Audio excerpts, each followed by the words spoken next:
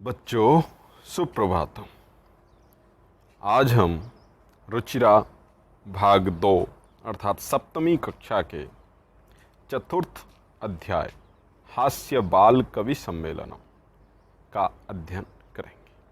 देखिए, पाठ को समझते हैं पहले, यानी उसका नाम हास्य बाल कवि सम्मेलनम। अब कवि सम्मेलन तो आप समझते हैं, कवि सम्मेलनम यानी बहुत सारे कवि उसमें होंगे, उनका मिलन होगा और वो अपनी अपनी कविताएं सुनाएंगे। अब उसमें भी क्या है, हास्य यानी कि हंसने वाली हंसाने वाली कविताएं, और बाल यानी बालकों की कविता। ठीक है, तो बाल कवि यानी छोटे छोटे बच्चों के रूप में जो कवि हैं वो यहाँ पर एकत्रित हुए हैं और वो अपनी अपनी कविताएं सुना रहे हैं। विविध वेशभूषा धारिण है, ये देखिए, विविध वेशभूषा धारिण चत्वारः बालकवयः मंचस्य उपरि उपविष्टाः सन्ति। विविध, विविध माने विभिन्न, अलग अलग प्रकार की। वेशभूषा धारिण, वेशभूषा यानी अलग अलग तरह के कपड़े, उनकी वस्त्र उन्होंने, धारिणे माने धारण करने वाले, चत्वारः माने चार, बाल कवय, बाल कवि यानी बालक कवि, छोटे बच्चे, बच्चों के रूप में जो कवि होते हैं या बच्चे जो कवि होते हैं वो। मंचस्य ऊपरी, मंच आप जानते हैं स्टेज, अंग्रेजी में उसको स्टेज बोलते हैं, तो उसके ऊपरी उपविष्टाः सन्ति, बैठे हुए हैं। यानी कि चार बाल कवि अलग अलग वेशभूषा में, अलग अलग तरह के कपड़ों में, वस्त्रों में, वस्त्रों को धारण किए हुए बैठे हैं। कहाँ बैठे हैं? मंच के ऊपर। ठीक है, अधः नीचे श्रोतारः हास्य कविता श्रवणाय, हास्य कविता यानी हंसने हंसाने वाली कविताएं श्रवणाय, उत्सुकाः सन्ति कोलाहलम च कुर्वन्ति। एक तो वो उत्सुक हैं, कोलाहलम च कुर्वन्ति, कोलाहलम क्या होता है? आवाज। जैसे हम लोग बैठ जाते हैं ना, तो मान लो मंच पे कोई बैठा है, तो नीचे अगर जनता बैठी है, लोग बैठे हैं, तो वो आपस में बातें करने लगते हैं, हंसते हैं, हंसाते हैं, कुछ भी बातें करते हैं, तो वो कोलाहल होता है, मतलब हल्ला गुल्ला करना। तो नीचे श्रोतारः माने श्रोता बैठे हुए हैं और वो हास्य कविता सुनने के लिए बड़े ही उत्सुक हैं और साथ में कोलाहल भी कर रहे हैं। ये देखिए इस तरह से। ठीक है, अब संचालक महोदय आ जाते हैं और वो बोलते हैं। संचालक है, संचालक मतलब जो मंच का संचालन करता है, यानी एक एक करके कवि को बुलाएगा कि भाई अब ये बताएंगे, अब ये बताएंगे, तो उसे हम क्या कहते हैं? संचालक। ठीक है, जैसे अंग्रेजी में कहते हैं एंकर। ठीक है, अलम कोलाहलेन, अरे बंद करो, बस करो कोलाहल, यानी ये हल्ला गुल्ला बस करो।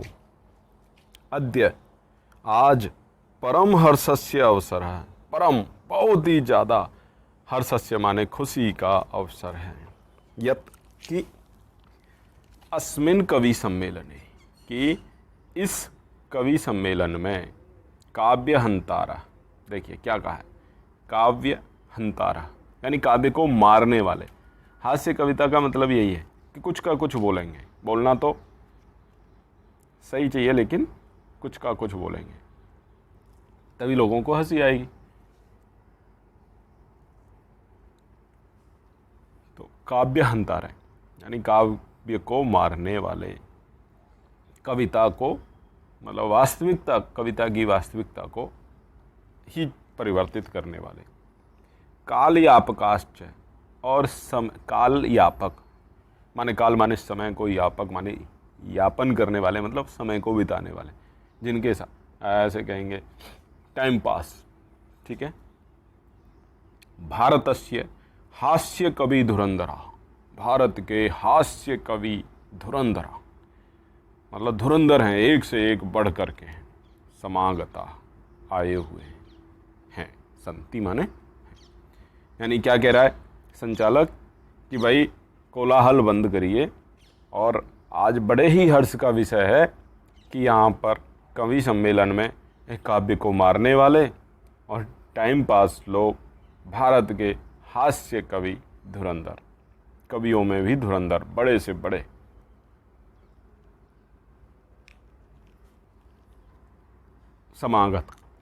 समागता संति आए हुए हैं।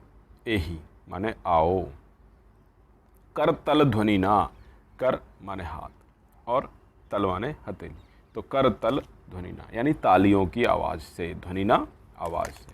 वयम माने हम सब, एतेषाम माने इनका, स्वागतम कुर्मः इनका स्वागत करते हैं, यानी इन सब का हम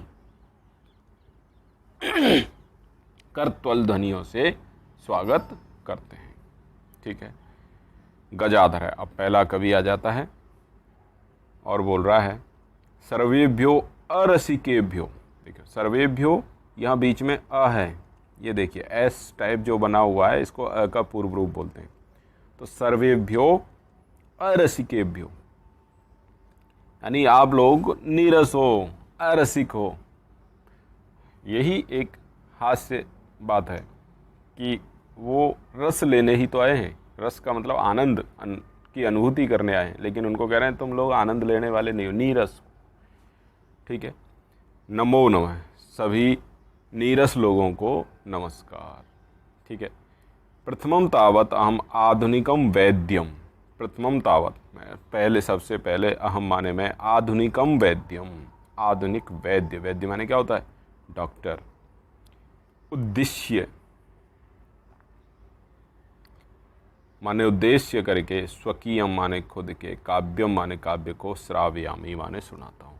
यानी आज के वैद्य को, आज के डॉक्टर को उद्देश्य करके या आधार करके मैं एक कविता सुनाता हूँ। ठीक है, क्या है, वैद्यराज नमस्तुभ्यम। अरे वैद्यराज, हे वैद्यों में राजा, नमस्तुभ्यम, तुम्हें नमस्कार हो। यमराज सहोदर, आप कौन हो, यमराज के सहोदर, सह उदर यानी कि उसके सहोदर क्या होता है, एक ही पेट से जन्म, उदर माने पेट, तो सहोदर यानी एक ही पेट वाले, अर्थात भाई, यानी कि एक ही पेट से जन्म लेने वाले, एक ही माँ के पेट से जन्म लेने वाले, तो उनको हम कहते हैं सहोदर है। ठीक है, तो यमराज सहोदर है कि तुम तो यमराज के सहोदर हो, भाई हो। कैसे, यमस्तु हरति प्राणान, कि यम तो, यमराज तो केवल, हरति माने हरता है, लेता है, प्राणान माने प्राणों को, वैद्य है, वैद्य तो प्राण, धनानी च, प्राणों को भी और धन को भी, दोनों को ले लेता है। नहीं है बस, देखिए वो क्या कहना चाह रहा है कि आज का जो वैद्य है, आज का जो डॉक्टर है, वो यमराज का भाई है। यमराज कौन होता है, आप जानते हैं यमराज, वो जो ऐसी किंवदंती है कि हम मरते हैं तो यमराज की मर्जी से मरते हैं, यानी यमराज हमारे प्राणों को ले जाता है और हम मर जाते हैं। ठीक है, यमदूत आते हैं, यमराज के दूत आते हैं, वो हमारे प्राणों को ले जाते हैं और यमराज के पास छोड़ देते हैं। फिर यमराज उनकी जो भी सेवा करनी होती है उसका न्याय करते हैं, तो वो यमराज है। अब वो कह रहे हैं कि यमराज का सहोदर है, कि तुम तो यमराज के भाई हो। यमस्तु हरति प्राणान, यम तो केवल प्राणों को हरता है, प्राणों को लेता है, लेकिन वैद्य है प्राणान धनानी च है, प्राण तो लेता ही है, धन को भी ले लेता है। आ रहा है समझ में? तो इस बात पर सर्वे माने सभी, उच्चई माने जोर से, हसंती माने हंसते हैं, और सभी जोर से हंसने लगते हैं। अब कालांतक, कालांतक, कालांतक नाम का एक अगला कवि है, वो बोलता है, अरे वैद्यास्तु सर्वत्र, वैद्य तो सभी जगह हैं, परंतु लेकिन न ते मादृशा कुशला, लेकिन नहीं है वे मादृशा माने मेरे जैसे, कुशला माने कुशल, जनसंख्या निवारण है कि जनसंख्या के निवारण में वो मेरे जैसे कुशल, कुशल मतलब परिपक्व यानी ज्ञानी नहीं है। ठीक है, जनसंख्या के निवारण। ममापि काव्यम इदम शृण्वन्तु भवन्तः। ममापि काव्यम मेरा भी काव्य, मेरी भी कविता, इदम माने यह है, शृण्वन्तु माने सुनिए, भवन्तः माने आप सब, तो आप सब मेरी भी कविता सुनिए। क्या कह रहा है वो कि वैद्य तो सब जगह हैं, लेकिन मेरे जैसा जनसंख्या निवारण में कुशल कोई नहीं है। ठीक है, और मेरी कविता सुनिए। चिताम प्रज्वलिता दृष्ट्वा, चिता समझते हैं, जो आदमी मर जाता है तो उसके बाद लकड़ियों की जो बनाते हैं और उस पर रख करके उसको जलाते हैं, तो उसे कहते हैं चिता। ठीक है ना। प्रज्वलिताम माने जलती हुई, दृष्ट्वा माने देख करके, चिता को जलती हुई देख करके, वैद्य जो है विस्मयम आगत है, विस्मय में, आश्चर्य में आ गया। आगत है तय प्रत्यय, आ गया, भूतकाल के लिए होता है तय प्रत्यय। ठीक है, तो वैद्य चिता को जलती हुई देख करके और चिंता, आश्चर्य में आ गया। कैसे? ना हम गतो, ना तो मैं गया, गतः यहाँ भी तय प्रत्यय, न अहम, न माने नहीं, अहम माने मैं, गतो माने गया, न और न ही मैं भ्राता मेरा भाई, यानी कौन? यमराज, कस्येदम हस्तलाघवम, तो कस्य इदम किसकी यह, हस्तलाघवम माने हाथ की सफाई है, ये किसके हाथ की जादूगरी है, मतलब किसने ये काम कर दिया। एक चिता को जलते हुए देख करके इसने कहा वैद्य ने कि ना तो मैं गया यहाँ पर, ना ही मेरा भाई, कौन? यमराज, वो भी गया, फिर ये किसने अपने हाथ से साफ कर दिया मामला। ठीक है, सर्वे पुनः हसंती, और सभी फिर से हंसते हैं। अब अगला कवि आता है तुंदिल, नाम क्या है? तुंदिल। तुंदस्य ऊपरी, तुंद माने तौंद होती है ना, पेट निकल आता है बाहर, ऊपरी हस्तम हाथ को, आवर्तयन माने घुमाते हुए या फेरते हुए। ठीक है, अपनी तौंद पे हाथ फेरते हुए बोलता है तुंदिलो अहम, मैं तुंदिल हूँ भाई, मैं तौंदू हूँ। भो माने अरे, ममापि इदम काव्यम श्रूयताम, ममापि माने मेरा भी, इदम माने यह, काव्यम माने कविता, श्रूयताम माने सुनो, जीवने धार्यताम च, और जीवन में धार्यताम माने धारण भी करो, मतलब मेरा भी काव्य सुनो और अपने जीवन में धारण करो। देखिए क्या है, परान्नम प्राप्य दुर्बुद्धे, कि हे दुर्बुद्धि, हे दुष्ट बुद्धि वाले, हे बेवकूफ़ इंसान, हे बिना बुद्धि वाले, परान्नम, पर अन्नम, पर माने दूसरे का, अन्नम माने अनाज, प्राप्य ल्यप प्रत्यय है, प्राप्त करके, माँ शरीरे दयाम कुरु, माँ माने नहीं, शरीरे माने शरीर पर, दयाम कुरु दया करो, कि पर अन्न को देखकर, दूसरे के अन्न को देख करके कभी भी शरीर पर, अपने शरीर पर दया नहीं करनी चाहिए। यानी मिल जाए तो खाते जाओ, खाते जाओ, खाते जाओ। ठीक है ना, आ रहा है समझो क्या कहना चाह रहा है? कि अगर वो करता है तो वो कैसा है? दुर्बुद्धि है, दुष्ट बुद्धि है, बेवकूफ़ है, कि दूसरे का अन्न मिल रहा है फिर भी नहीं खा रहा है। यानी इतना खाना चाहिए, इतना खाना चाहिए, खूब खाना चाहिए, अपने शरीर पर दया नहीं करनी चाहिए कि मेरे पेट में दर्द हो जाएगा, कि मुझे कुछ और कोई गड़बड़ हो जाएगी, कि मैं बीमार हो जाऊँगा, ये सब नहीं करना चाहिए, बस खाते जाओ, खाते जाओ। ठीक है, परान्नम दुर्लभम लोके, कह रहा है परान्नम, दूसरे का अन्न, दुर्लभम लोके, दुर्लभ है, लोके माने इस संसार में, कि इस संसार में दुर्लभ, दुर्लभ का मुश्किल से मिलता है, दूसरे का अन्न, क्योंकि आजकल कोई किसी को कुछ नहीं खिलाता है, कोई किसी के घर बुलाता नहीं, बुलाते हैं तो बाहर से ही खड़े करके उसको टरका देते हैं, वापस कर देते हैं। शरीराणी पुनः पुनः, मतलब शरीर तो फिर मिल जाएगा, यानी फिर जन्म होगा, फिर मर जाएंगे, फिर जन्म होगा, फिर मिल जाएंगे, ये शरीर तो मिलता ही रहेगा। लेकिन देखिए इसमें एक व्यंग भी है, समझने की बात है कि इस संसार में शरीर तो मिल सकता है दोबारा से, लेकिन दूसरे का अन्न नहीं मिल सकता। यानी आज के समय की स्थिति ये है कि कोई किसी को थोड़ा सा भी दया दान दृष्टि से नहीं मिलता है। ठीक है, तो ये हंसने की बात है कि शरीर तो अब बार बार मिल जाएगा। ठीक है, तो सर्वे पुनः अट्टाहासम कुर्वन्ति, और सर्वे जोर से अट्टाहास करके यानी जोर जोर से हंसते हैं। ठीक है, 4 वाक है। अब अगला कवि आता है, आम आम हाँ हाँ, आम माने हाँ, शरीरस्य पोषणम सर्वथा उचितम एव, कि शरीरस्य पोषणम, शरीर का पोषण, सर्वथा माने हमेशा, उचितम एव उचित ही है, यानी शरीर का पोषण तो भाई करना ही चाहिए, ये तो सही बात है। यदि धनम नास्ति, यदि धन नहीं है, तदा तो ऋणम कृत्वापि, ऋणम कृत्वापि पौष्टिकः पदार्थः, पौष्टिकः पदार्थः एव भोक्तव्य। कह रहा है ऋणम कृत्वा, यानी कर्ज ले करके, कृत्वा माने करके, कर्ज करके या कर्ज ले करके, यानी पैसा तुम्हारे पास नहीं है तो किसी से उधार मांग लो, उधार मांग करके भी, कृत्वा अपि, कृत्वा अपि, कृत्वा क्री धातु त्वा प्रत्यय, अपि माने भी, पौष्टिक है पदार्थ है, पौष्टिक यानी पुष्ट करने वाले, हेल्थ बनाने वाले पदार्थ माने ऐसे भोज्य पदार्थ, चीज़ें, एव माने ही, भोक्तव्य माने खाना चाहिए, तबियत प्रत्यय।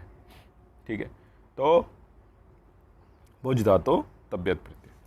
ठीक है, तो ऋण कृत्वा मतलब उधार लेकर के भी, पड़ोसी से उधार लिया, भाई देना एक बार थोड़ा सा, और ले करके और उससे कुछ भी गुलाब जामुन, रसगुल्ले, जो भी आपको लगता है कि आपकी हेल्थ को, बादाम, दूध, घी खाना चाहिए।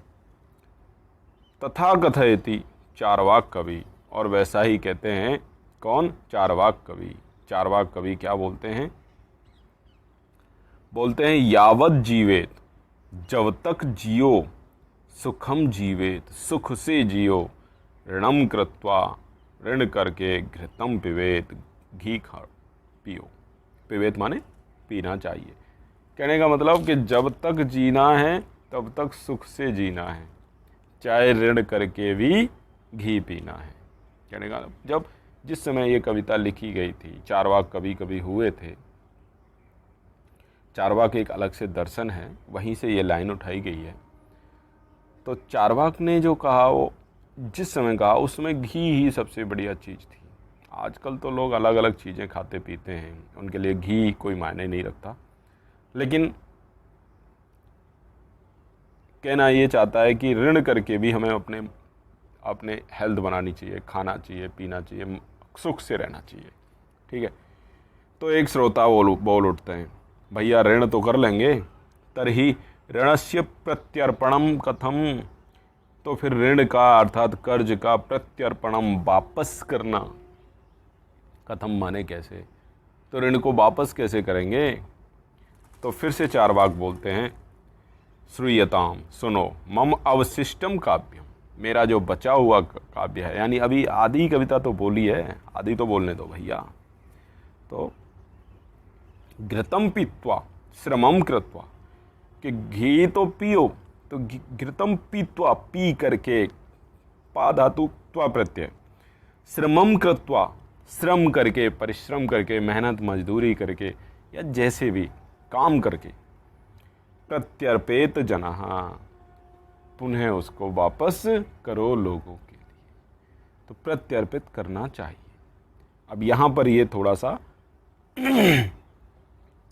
ठीक है ना, तो जब तक जियो सुख से जियो, ऋण करो, घी पियो, और फिर घी पी करके मेहनत करो, मजदूरी करो, काम करो, नौकरी करो, जो भी करो, और पैसा कमाओ और उस पैसे को वापस करो।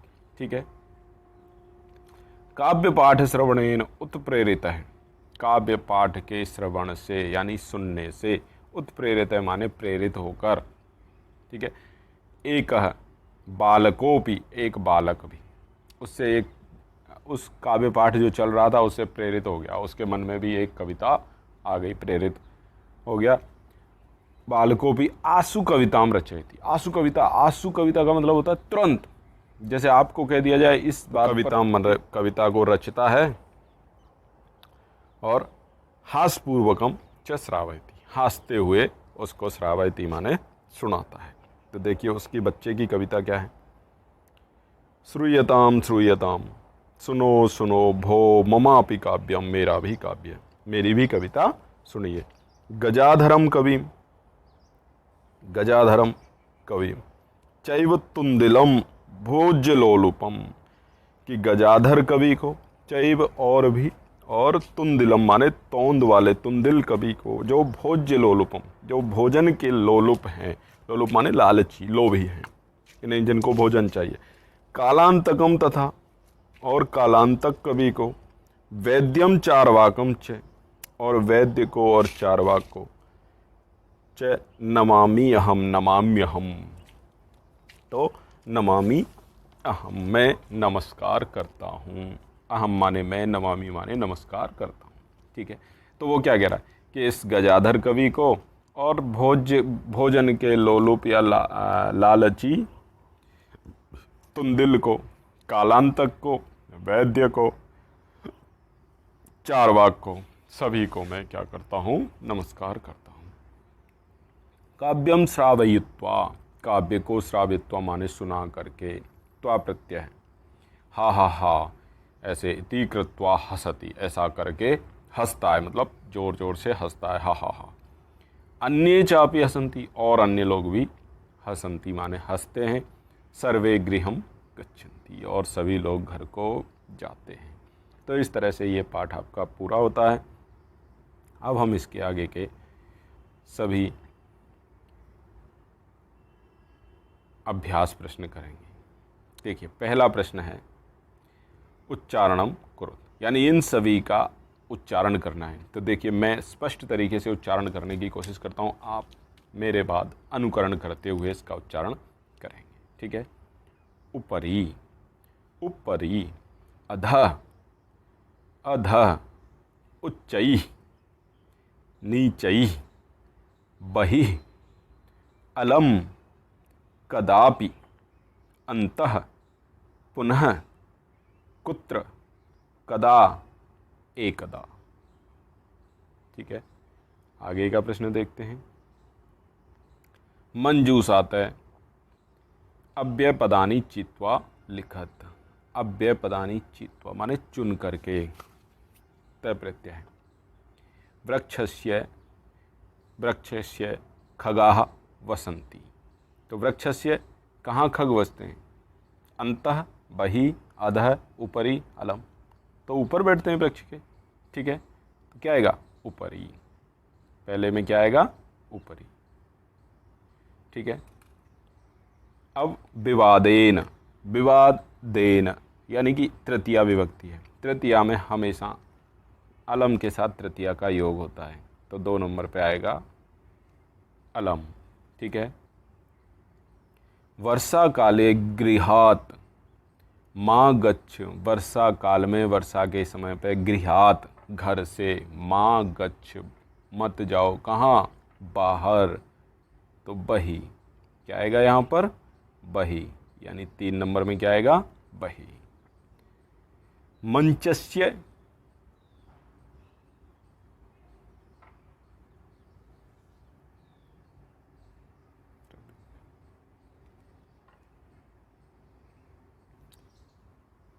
श्रोतारः उपविष्टाः सन्ति, श्रोतारः, श्रोता कहाँ थे, अधः, तो अधः, 4 नंबर पे क्या आएगा, अधः।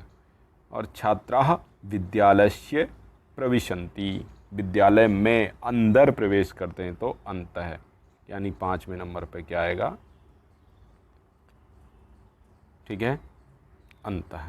तो छात्राः विद्यालयस्य अन्तः प्रविशन्ति, इस तरह से हम इसको भी पूरा कर सकते हैं, ठीक है। अशुद्धम पदम चुनत, अशुद्धम पदम, इनमें से अशुद्ध पद कौन सा है, ठीक है, वो चुनना है। तो देखिए, यच्छन्ति, पृच्छन्ति, धावन्ति, गमन्ति, गमन्ति नहीं होता है, गच्छन्ति होता है, इसलिए हम क्या लिखेंगे यहाँ पर, गमन्ति, ठीक है, इस तरह से। रामेण, गृहेण, सर्पेण, गजेण, तो गजेण नहीं होता है, क्या होता है, गजेन होता है, ठीक है, इसलिए अशुद्ध पद कौन सा है, गजेण, ठीक है। लतया, मातया, रमया, निस्सया, ठीक है, तो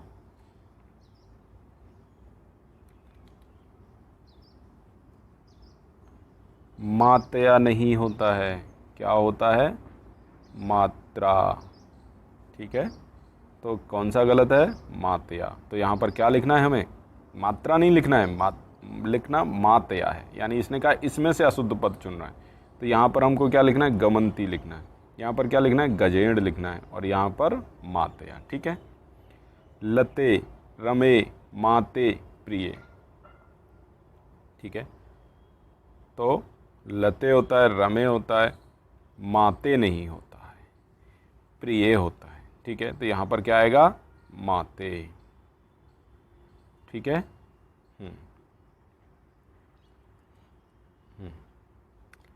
लिखति, गर्जति, फलति, सेवती, सेवती नहीं होता है, सेवते होता है, इसलिए यहाँ क्या लिखना है, सेवती, ठीक है, इस तरह से हो गया आपका। समानार्थक पदम चित्वा लिखत, यानी पर्यायवाची लिखने हैं आपको, समानार्थक मतलब समान अर्थ वाले, ठीक है। प्राप्य, प्राप्य के लिए आएगा यहाँ पर लब्ध्वा, नंबर 1 में लब्ध्वा। कुशलाह, दक्षा, नंबर 2 में क्या आएगा, दक्षा, दक्षा। हर्षस्य, नंबर 3 में आएगा प्रसन्नताया, ठीक है। देहस्य, शरीरस्य। वैद्यम, चिकित्सकम, ठीक है। इस तरह से इनको नंबर वाइज यहाँ पर हम लिखेंगे। अगला है 5वां अधो। तो अधोलिखिता नाम प्रश्ना नाम उत्तराणी एक पदेन लिखत, एक पद में उत्तर लिखना है, ठीक है, यानी एक शब्द में उत्तर देना है, पूरे उसमें नहीं देना है वाक्य में। तो पहला है मंचे कति बाल कवयः उपविष्टाः सन्ति, मंच पर कितने बाल कवि थे। उपविष्टा मतलब बैठे हुए थे, तो कितने थे, 4, ठीक है। के कोलाहलम कुर्वन्ति, कोलाहल यानी हल्ला गुल्ला कौन कर रहे थे, कौन थे, तो श्रोतारः। ख का उत्तर क्या हो गया, श्रोतारः। गजाधर कम उद्देश्य काव्यम प्रस्तौति, गजाधर ने किसको उद्देश्य करके काव्य प्रस्तुत किया, किसको उद्देश्य किया था, वैद्यम, ठीक है, वैद्यम। तुंदिलः कस्य उपरि हस्तम आवर्तयति, तुंदिल ने किसके ऊपर हाथ फेरा था, तो तुंदम, ठीक है, तुंदम।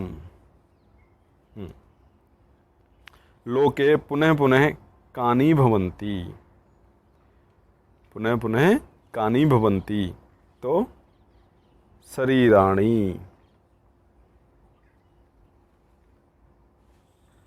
ठीक है, शरीराणि। किम कृत्वा घृतम पिबेत, क्या करके भी घी पीना चाहिए, ऋणम, ऋणम कृत्वा घृतम पिबेत, ठीक है। इस तरह से आपका ये 6वां प्रश्न।